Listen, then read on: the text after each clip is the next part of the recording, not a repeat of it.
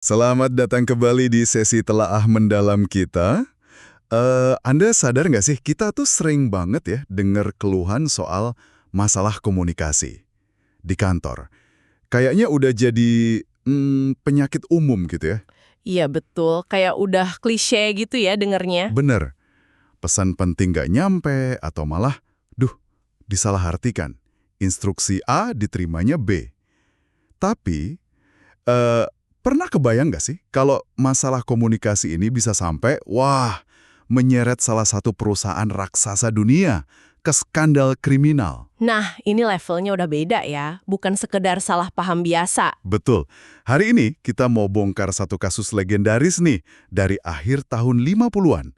Melibatkan siapa? General Electric, GE, raksasa industri Amerika. Wah, JE ya, nama besar itu. Iya kan? Dan ini bukan salah paham email biasa ya. Ini skandal penetapan harga gede-gedean yang benar-benar mengguncang industri kelistrikan waktu itu. Sumber kita kali ini bab 7 dari buku klasik Business Adventures. Nah, buku ini nunjukin gimana komunikasi atau justru ketidakadaan komunikasi yang efektif itu jadi inti masalahnya. Ini terungkap loh di sidang Senat Amerika. Menarik. Jadi fokusnya di komunikasinya ya? Iya, pertanyaan gedenya, gimana coba perusahaan sekeren GE yang pasti punya aturan jelas dong soal larangan kolusi, kok bisa sampai kejeblos separah ini? Nah, yuk kita coba telusuri lapisan-lapisan komunikasi yang, membingungkan ini. Oke, jadi inti skandalnya ini memang skalanya lumayan bikin kaget sih.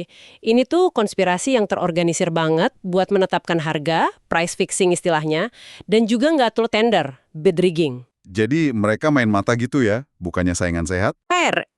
GE sama puluhan perusahaan manufaktur listrik lain, totalnya ada 29 perusahaan loh, malah kong kali kong nentuin harga jual bareng-bareng.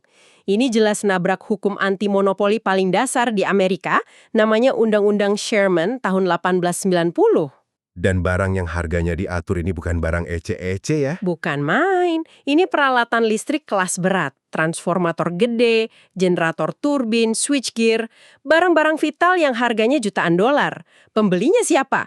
Ya perusahaan listrik, pemerintah.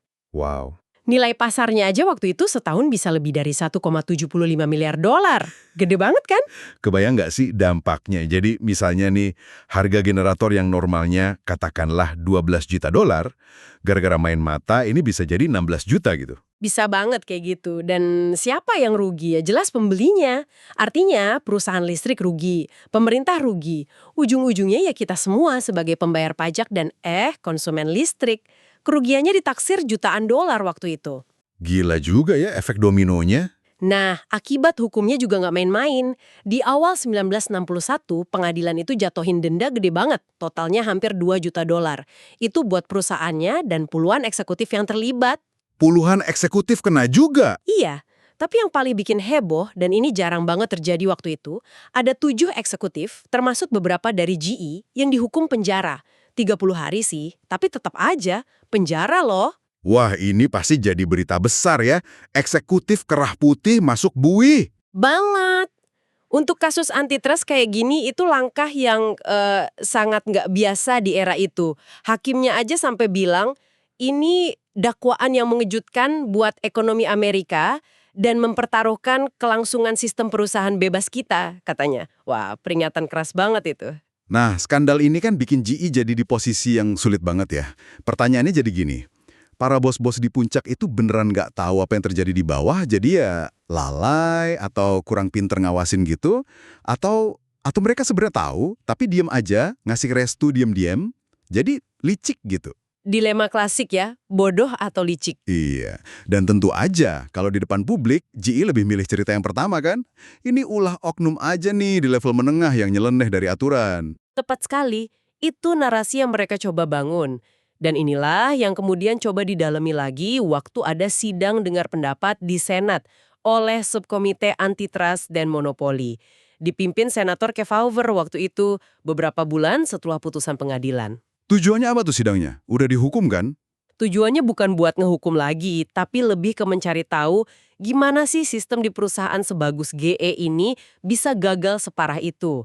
Kan GE dianggap panutan manajemen ya. Nah, fokus penyelidikannya akhirnya mengerucut ke satu hal, keruwetan komunikasi internal di GE. Ini ironis banget sih, soalnya GE itu kan katanya punya aturan tertulis yang jelas banget soal ini. Namanya Direktif Polisi 20.5 gitu ya. Betul, Direktif 20.5. Intinya kan satu, karyawan GE haram hukumnya diskusi harga, pasar, atau tender sama pesaing.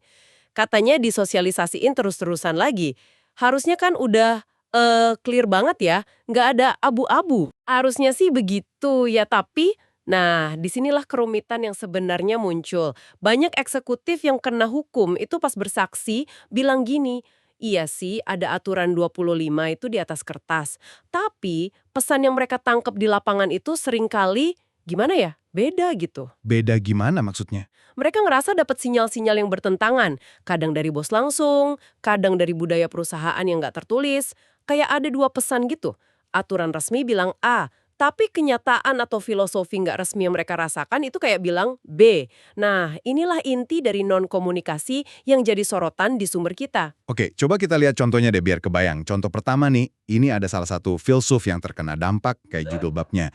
Namanya William Ginn. Dia ini VP GE, gajinya gede banget waktu itu, dan dia termasuk yang dipenjara. Ya, Ginn ini salah satu tokoh kunci.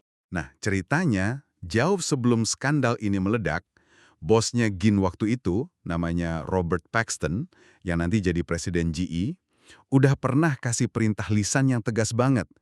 Jangan pernah ketemu pesaing buat bahas harga. Paxton bilang, dia serius banget, tanpa kedipan mata, gitu istilahnya.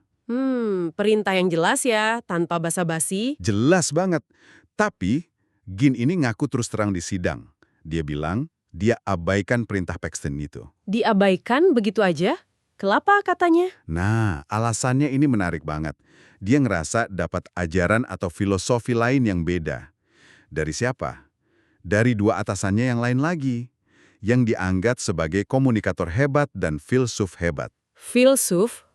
Maksudnya gimana tuh? Ya, Ginn pakai istilah itu. Para filsuf ini, kata Ginn, percaya kalau persaingan bebas murni itu nggak realistis. Malah ngerusak industri katanya. Mereka lebih percaya pentingnya stabilitas harga. Dan stabilitas ini, ya, cuma bisa dicapai lewat koordinasi sama pesaing. Jadi, Ginn ngerasa pandangan Paxton yang lurus-lurus aja itu naif.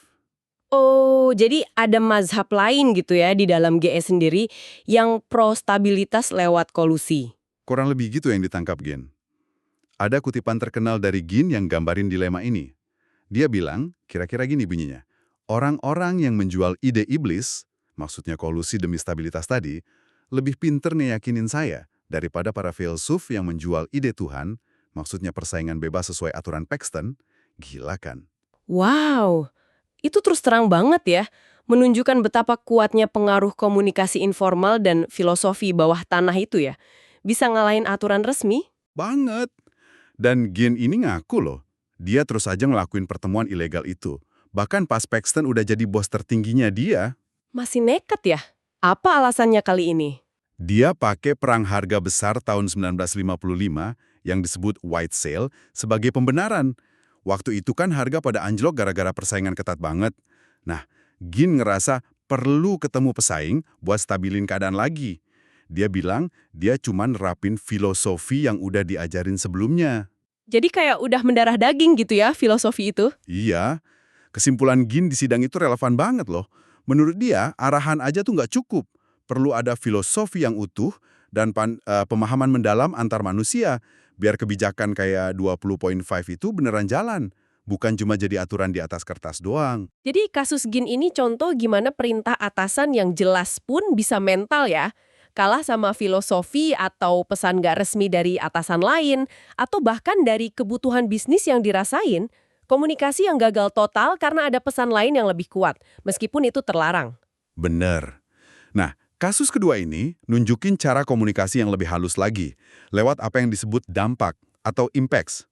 Ini ceritanya Frank Stehlik, seorang general manager di divisi switchgear. Oke, Selig. Gimana ceritanya dia? Awalnya, dia bersaksi kalau dia itu percaya banget sama Direktif 20.5. Dia pikir GE serius soal aturan itu. Tapi terus goyah gitu. Iya, keyakinannya goyah. gara-gara serangkaian kejadian yang dianggap sebagai dampak atau sinyal. Puncaknya nih, pas dia tahu kalau bosnya dia itu diperintah langsung sama Presiden GE waktu itu buat makan siang sama Presiden perusahaan pesaing utama. Makan siang doang kan? Apa masalahnya? Nah, buat Stehlik, ini dampaknya gede banget. Meskipun Presiden GE juga bersaksi kalau dia udah larang keras ada diskusi harga di makan siang itu, tapi buat Stehlik, fakta bahwa pertemuan tingkat tinggi itu terjadi dan diperintahkan dari atas, itu udah ngirim pesan tersendiri. Oh, jadi bukan isi pertemuannya, tapi fakta pertemuannya itu sendiri yang jadi sinyal ya? Betul. Akumulasi dampak-dampak kayak ginilah yang akhirnya mengkomunikasikan ke Stehlik bahwa aturan 25 itu mungkin nggak sekaku yang ditulis. Akibatnya apa? Pas bosnya kemudian nyuruh dia mulai ngatur pertemuan penetapan harga, Stehlik ngerasa udah paham maksudnya. Ya udah, dia laksanain. Wah, ini lebih subtil lagi ya. Jadi bukan perintah eksplisit yang melanggar aturan, tapi serangkaian tindakan atau kejadian yang ditafsirkan sebagai sinyal kalau aturan itu boleh dilonggarin. Komunikasi lewat interpretasi. Persis. Ini nunjukin betapa kompleksnya komunikasi di organisasi gede ya. Pesan itu nggak cuma apa yang diomongin, tapi juga apa yang dilakuin, atau bahkan apa yang nggak dilakuin. Semua bisa jadi pesan. Iya, bener banget. Interpretasi bawahan itu jadi kunci. Contoh ketiga nih, ini bahwa kita lebih tinggi lagi di hierarki perusahaan. Ada namanya Raymond Smith. Dia juga general manager, gajinya tinggi juga. Dia ngaku pernah nyoba ngasih tahu bosnya, namanya Arthur Vincent. Vincent ini posisinya apa? Vincent ini VP senior, anggota komite eksekutif puncak malah. Gajinya lebih gede lagi. Nah, si Smith ini coba ngomong ke Vincent soal pertemuan-pertemuan ilegal yang dia ikutin. Jadi, ini upaya komunikasi ke atas. Terus gimana respons Vincent? Didengerin? Nah ini dia. Menurut kesaksian Smith, si Vincent ini kayaknya nggak mau tahu gitu. Dia nanggep omongan Smith itu terlalu rumit atau jelimet. Terus bilang dia nggak mau terlibat. Nggak mau terlibat? Aneh nggak sih buat posisi tinggi itu? Aneh kan? Di depan Senat, Vincent ini malah sempat nyelepuk katanya mungkin sikap naifnya soal ginian justru yang bantu dia naik pangkat sampai ke posisi puncak. Ya jelas saja Senator Kefauver nggak terima jawaban gitu. Jawaban Vincent soal naif ini emang kedengerannya agak gimana gitu ya. Susah dipercaya buat orang sepinter dan sepengalaman dia. Apa ini beneran nggak tahu atau sengaja nggak mau tahu buat ngelindungi diri? Nah, itu dia pertanyaan kuncinya. Dan nggak pernah terjawab tuntas. Para penyelidik nggak berhasil buktiin kalau Vincent atau bos-bos lain di atasnya itu terlibat secara sadar. Jadi nggak ada bukti langsung ya? Nggak ada. Tapi sikap Vincent yang kayak tutup kuping ini, ya, bikin orang curiga dong. Ada dugaan ini, willful ignorance, sengaja nggak mau tahu, atau upaya nyiptain plausible deniability. Jadi punya alasan buat nyangkal kalau nanti skandalnya kebongkar. Masuk akal juga sih dugaannya. Jadi komunikasi dari bawah ke atas ini jelas macet di level Vincent ini ya. Entah sengaja atau enggak. Iya. Dan si Smith sendiri gimana nasibnya? Ya akhirnya dia kena denda dan harus mundur dari GE. Kasihan juga. Tragis ya. Udah coba ngomong malah jadi korban. Nah, jadi sementara komunikasi ke atas kayaknya dibuntu gitu ya, sengaja atau enggak. Tapi di level operasionalnya, cara mereka ngejalanin konspirasi ini malah lumayan terstruktur loh. Ironis ya, tapi iya, mereka ini cukup pinter jaga rahasia. Misalnya, pakai nama kode buat nyebut perusahaan masing-masing. Terus kalau nelpon, nggak dari kantor, tapi dari telepon umum atau dari rumah. Biar nggak kesadap atau kelacak ya. Betul. Terus juga mereka manipulasi laporan biaya perjalanan buat nutupin jejak pertemuan-pertemuan ilegal itu. Salah satu metode paling terkenalnya itu namanya formula fase bulan atau phase of the moon. Fase bulan? Gimana tuh maksudnya? Jadi ini kayak sistem giliran yang rumit gitu, dihitung berdasarkan pangsa pasar masing-masing perusahaan. Tujuannya buat nentuin siapa yang bakal menang tender berikutnya dengan ngasih tawaran terendah palsu. Jadi semua anggota kartel ini kebagian jatah tender secara teratur. Kayak siklus fase bulan gitu, makanya namanya itu. Wah, niat banget ya sampai bikin formula segala. Iya, dan GE sebagai pemain paling gede ya dapat jatah paling banyak dari sistem ini. Terus, gimana dengan pimpinan paling puncak di GE sendiri? Kayak ketua dewan direksinya, Ralph Kordiner. Dia ngomong apa? Nah, Kordiner ini dengan tegas dia nyangkal tahu menau soal konspirasi ini. Dia bilang dia udah berkali-kali keluarin arahan yang ngelarang praktek itu. Dia ngaku sedih banget kejadian ini, tapi dia nolak kalau disebut ini aib korporat. Nolak disebut aib ya? Sementara itu, Presiden JI si Robert Paxton yang perintah seriusnya tadi diabaikan sama Gin, dia ngasih refleksi yang menarik juga. Dia bilang, kadang dua orang itu bisa punya cerita yang beda banget soal percakapan yang sama. Bukan karena salah satunya bohong, tapi karena mereka itu komunikator yang buruk aja. Nggak nyambung gitu. Oke. Jadi setelah dengar semua cerita ini, kita kayaknya balik lagi ke teka-teki awal ya.